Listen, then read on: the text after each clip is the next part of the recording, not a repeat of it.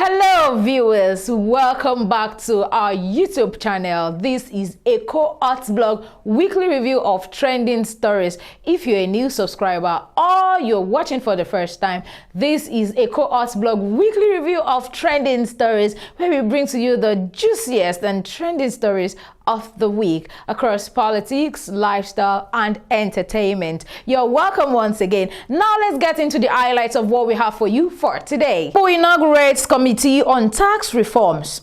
We will find amicable solution to political crisis in Niger Republic, says Tinubu.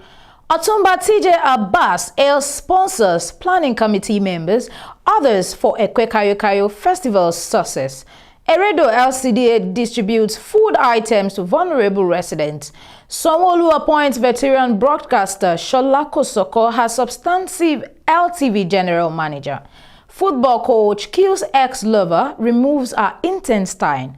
Governor Sanwo-Olu suspends agency chief, sacks facility managers over Dr. Diaz's death. Now let's get into the details of the story in full.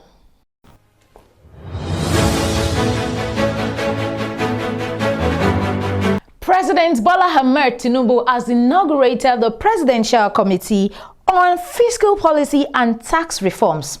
The inauguration ceremony was held at the State House in Abuja on Tuesday, and the Special Advisor to the President on Special Duties, Communications and Strategy, Dele Alake, in a statement on July 7th, announced the establishment of the committee by the President. Now, Alake noted that the committee would be chaired by fiscal policy partner and Africa tax leader at PricewaterhouseCoopers, Taiwo Oyedele. The committee comprises experts from both the private and public sectors and will be responsible for various aspects of tax law reforms, fiscal policy design and coordination, harmonization of taxes, and revenue administration.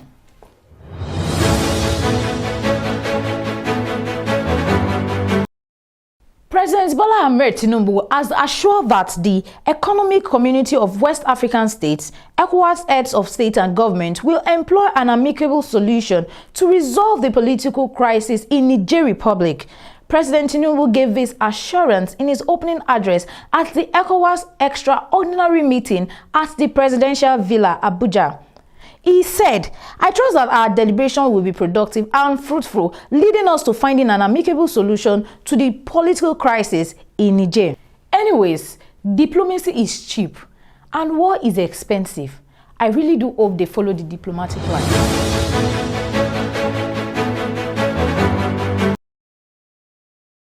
Otumba TJ Abbas, the coordinator of the 2023 edition of the Eko Festival, has commended the sponsors of the event and other members of his planning committee for the festival's success. He gave the commendation at the weekend during the grand finale of the 2023 edition of the Eko Festival at the Marina Waterfront, Ekpe. Now, the grand finale wrapped up a one-week celebration of culture and unity that included a Quranic recitation contest, novelty march, youth rally, and children's party, amongst others. Otumba TJ Abbas thanked everyone, including all attendees, for ensuring the success of the festival. He also prayed for the sponsors and donors, as well as all who support the success of the program in one way or the other. Now, the Aremo of Ekpe further thanked the community dwellers for living in peace and harmony, and also for coming out in mass to attend the event. Otumba TJ Abbas also thanked all members of the festival planning committee for working with him and their patience throughout the period of planning. He extended his commendations to all media houses, including Eko Blog, present for projecting Ekpe to the world and making those in diaspora and other places to watch the event of the festival without missing out. The Kayo Festival, as the name implies, Kayo, oh my God, we ate to satisfaction.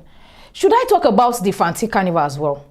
It was a beautiful, it was a colorful display. The way they were dancing, the way they were shaking their body and everything. Oh my God. We really had fun. If you were not at that festival, you missed though.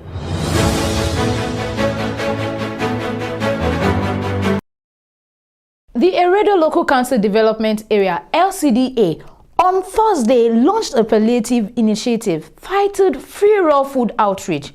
The chairman of Eredo LCDA, Honorable Ismail Monsuru, who addressed residents and explained the purpose of the initiative, said essential food items were being distributed in a bid to alleviate the impact of the fuel subsidy removal on them. He highlighted the importance of providing support to the community during these challenging times. Honorable Monsuru expressed his desire to mitigate the effect of the fuel subsidy removal and stated that the program would continue till December. The free raw food outreach package comprised of packs of rice, beans, and gari.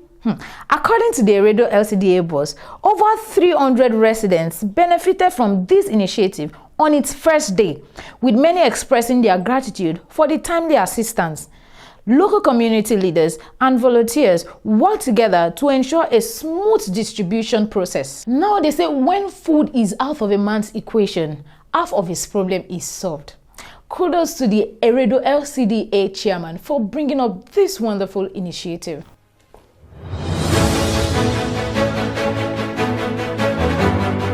The Lagos State Governor Babajide Sanwo-Olu has approved the appointment of Mrs. Shola Kosoko, the Acting General Manager of the Lagos State Television, in a substantive capacity. Recall that Kosoko was appointed as the state-owned TV station's Acting General Manager following Mrs. Shiju Alabi's sack in June.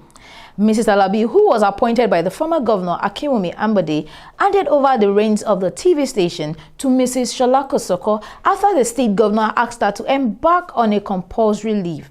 However, Eko blog gathered that Governor Sanwo-Olu has approved her as LTV's substantive general manager. Mrs. Shola Kosoko received the appointment letter, which includes her remuneration details as the state-owned TV station's boss, on Tuesday. Well, congratulations to the veteran broadcaster, Mrs. Shola Kosoko. It is well deserving.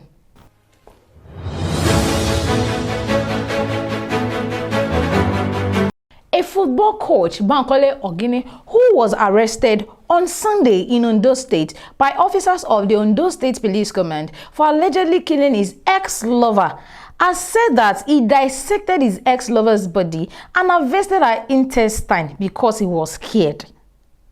In a viral video shared on social media on Tuesday, the suspect narrated how he tied his ex-lover up, dissecting her body and harvested her intestine because he was scared.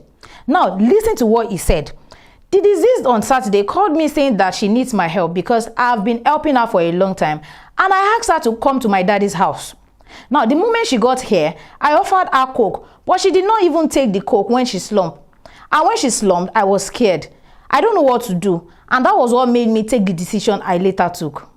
A reputable media on Sunday reported that the Ondo State Police Public Relations Officer, Mrs. Fumilayo Odunlami, confirmed the incident, noting that the remains of the deceased had been deposited to a hospital morgue while an investigation had commenced.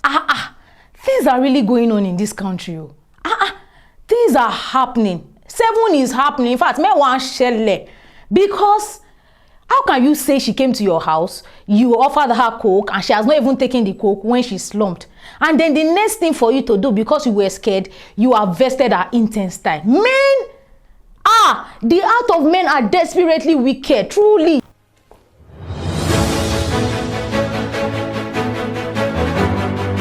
The Lagos State Governor Babajide Sanwo-Olu has suspended the General Manager of the Lagos State Infrastructure and Asset Management Agency, LASIAMA, Adenike Adekombi, following the death of Dr. Diaso at the General Hospital, Odon, Lagos Island, on Tuesday, 1st of August. Now, according to a statement released by the Permanent Secretary of the Ministry of Information and Strategy, Olumide Shogunle, the suspension was taken after initial findings. The state governor also sacked the blacklisted facility managers of the General Hospital on Lagos Island, where the incident happened. According to Shogunle, the government set up a panel to look into likely causes of the incident, identify culpable persons, and suggest ways of preventing a reoccurrence. According to Shogunle, the government set up a panel to look into likely causes of the accident, identify culpable persons, and suggest ways of preventing a recurrence. With 2 weeks to completing her housemanship in the hospital, Diaso was on her way to pick up a delivery from a dispatch rider when the lift she took from the 10th floor crashed to the ground floor. She died from injuries she sustained in the crash. Her colleagues took to social media to say they had complained on several occasions about the faulty lift, but all their complaints were ignored by the management of the hospital. This is indeed very, very, very painful.